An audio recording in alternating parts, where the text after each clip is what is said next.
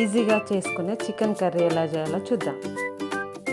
1.5 kgకి 5 పావుల నూనె పోస్తున్నానండి. 5 పావులు అయితే కరెక్ట్ సరిపోతుంది, కొంచెం ఎక్కువ కాదు తక్కువ కాదు. అండ్ ఓల్ గరం మసాలా వేసుకోవాలి, 3 పచ్చిమిరపకాయలు వేసుకోవాలి. తర్వాత ఆనియన్ వేసుకొని కూడా బ్రౌన్ కలర్ వచ్చే వరకు వేయించుకోవాలి.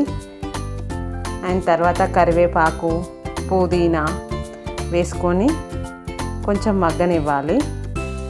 అండ్ తర్వాత అల్లం వెల్లుల్లి పేస్ట్ వేసుకోవాలండి.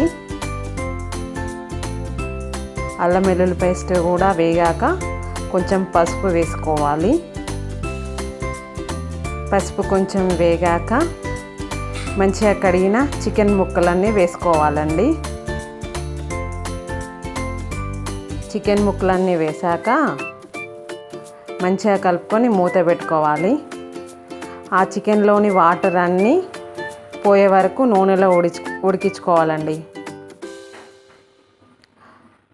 నూనెలో ఉడికాక వాటర్ అన్నీ ఇంకిపోయాక 2 గరిటెల కారం వేస్తున్నానండి.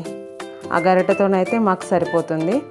అండ్ 1 గరిట కన్నా కొంచెం తక్కువ ఉప్పు అండ్ చికెన్ మసాలా వేసుకొని కలిపి పెట్టుకోవాలి.